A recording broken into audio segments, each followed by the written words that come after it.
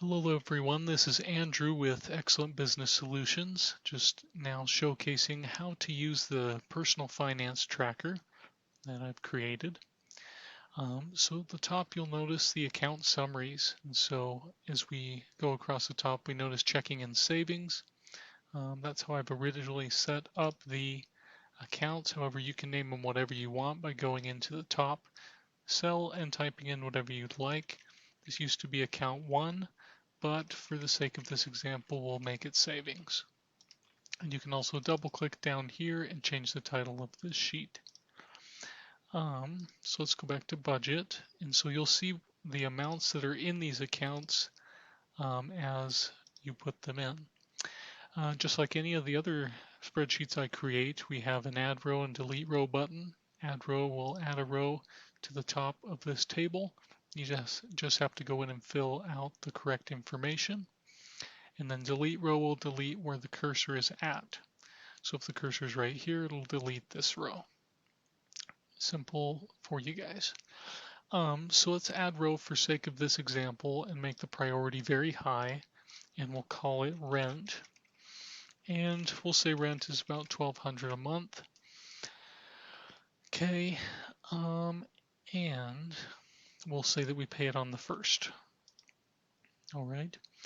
You'll notice the following titles across the monthly budget. We have the priority. These range anywhere from very high, high, normal, low, and very low. Budget items will be the name of the budget item. Per month plan will be what you plan to spend during the month on that item. Per month real will be what you actually spend on that item. Per week plan will be what you would spend on average every week for that item. Per year is what you spend every year for that item. And pay on is the date that you would pay for that item if it's got a recurring schedule, for example, rent or car payments, or maybe a gas if you have a gas card, or pay gas a certain day of the month. Status will either be over, under, or approved. So if it's approved, it means that it's exactly what it needs to be. Under is under budget, over is over budget, and these arrows will represent whether you're under or equal to your budget, or red and plus if it's over your budget. You'll notice the total liabilities will be adding up all of the things in your budget, and based on your income, it'll let you know if you're going to have a surplus or deficit and by how much. By the month real, it'll tell you how much liabilities actually came out to be, and if you have a surplus or deficit based on the per month real. And it'll same thing will go if for the week and the year. It'll average those out for you. Okay, so income. Same thing here, add row, adds row on the 1st, just above what you had before. Under the title, and then delete row will delete where your cursor's at. For the sake of this example, we'll use 2 incomes, and we'll say one of them is 3,000, and perhaps another side hustle income is 500 a month. We can name these whatever we want. We'll say Sally makes 3,000, and Johnny, so make that 3,000, and Johnny makes 500. Okay, so that's 3,500 in total on the income tab. Go back to budget, and now we see that if they followed their budget, they'll have a surplus of 1,400, and up until now they haven't done anything, so it's still 3,500, and that's how much per week and per year they'd be able to save based on their plan. Now, let's actually do some real life accounting here. Let's say they started their checking with about 500. Okay, well, we need them to get paid, right? So we'll say that Johnny was paid on the 1st. Johnny payday, you can say. He was paid on the 1st for 500. And you can type whatever you want in these boxes, but you can also use the drop down for budget items that are already there. So if it doesn't match a budget item, you're just going to have to type it in. And the date was the 1st, like I said. Okay, Sally also got paid on the 1st. Sally payday. 3,000. Well, she gets paid bi-monthly though. So let's say she got paid 1,500. Okay, so now in checking they have 2,500. And they started with 500 because we put their starting checking balance up here in this cell. It's the 8th and it's a Tuesday. This will show you the date, and this top corner will show you notes. So if you click in here, you can add any notes you'd like right here, just to remind you of stuff that's coming up on your budget, or say something needs to clear, you can type that note up there for you. Okay, so one of their first liabilities they need to pay, because it is the first, is rent. So we'll type rent, or we can use the drop down and select it just the same. And because it's a payment, we'll put it in the payment column. And so their rent was 1,200, so payment of 1,200, and then tab. Okay, so now their checking balance has gone down to 1,300. Okay, month goes on. Let's say they needed some groceries on the 4th. Well, groceries, we can type it in or use the drop down. Groceries, they spent 125. All nice numbers because this is an example. All right, so that's their balance now. All right, well, let's say it's the 7th. They've got a car payment of 250 coming up. So take it out, car payment, 250. Awesome, so now that's how much they have in checking. Well, let's say after all that, they're like, well, let's put stuff in savings. So we have a transfer to savings. And because we have a savings listed, and because it's the 8th, we go to savings and we say transfer from checking.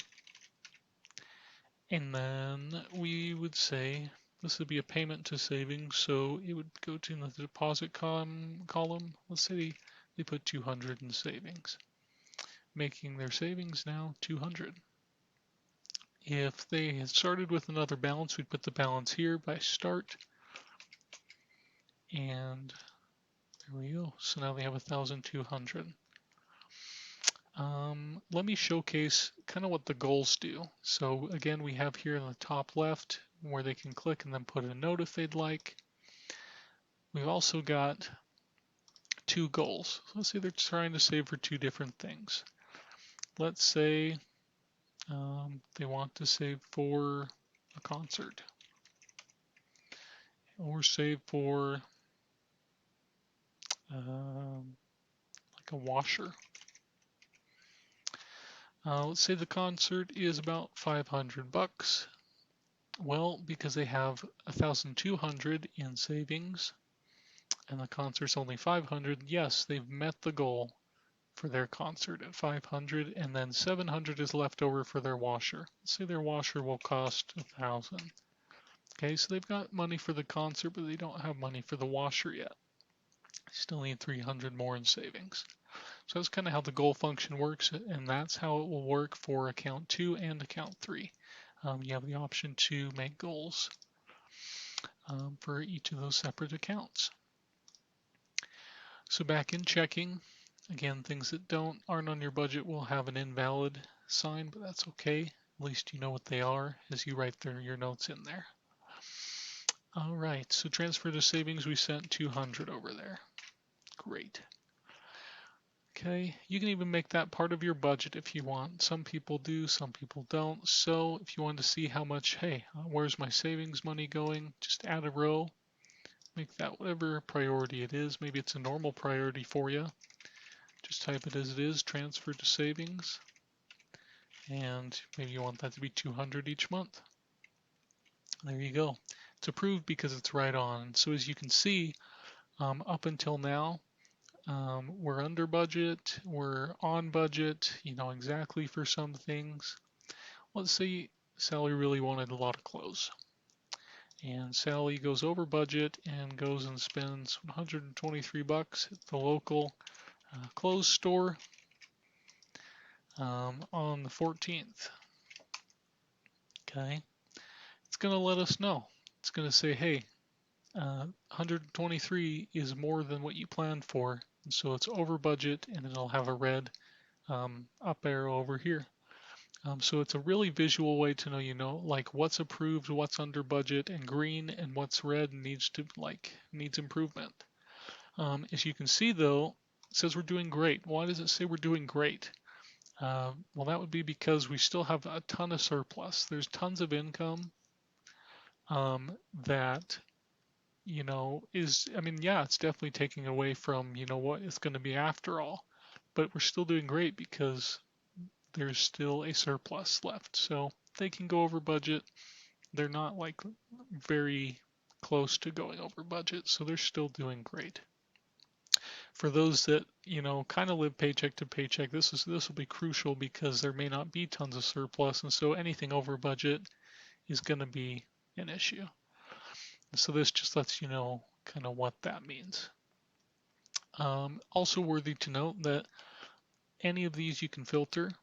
So if we wanted to filter them by priority, if we wanted to filter them by the amount of money they are per month, or what's approved and what's not. If we have a date that we need to pay something, just really any of these columns you can sort by that, and you can add as many incomes as you have. In checking, again, that's how checking works. Really, that's as simple as this tool gets, guys. One of the last things I'll mention is at the bottom of each of these spreadsheets, ledgers, you'll be able to clear all and reset. And so what this does is after you've come down to here and you've used all of your ledger, you can clear all and reset, and then that'll take you back up to the top after hitting that button, and it'll reset the whole page for you. And then you can just put in the new checking balance that you'll start with, and then you're good to go to start over on your budget. Same thing goes for all of the other pages. You go all the way down to the bottom, and there's a clear all and reset that'll take you back to the top and clear everything out for you. Yeah, we'll just leave it at that. Thank you for watching. If you have any further questions, feel free to get a hold of Excellent Business Solutions. We'll be happy to answer your questions and provide support. Thank you so much. Bye-bye.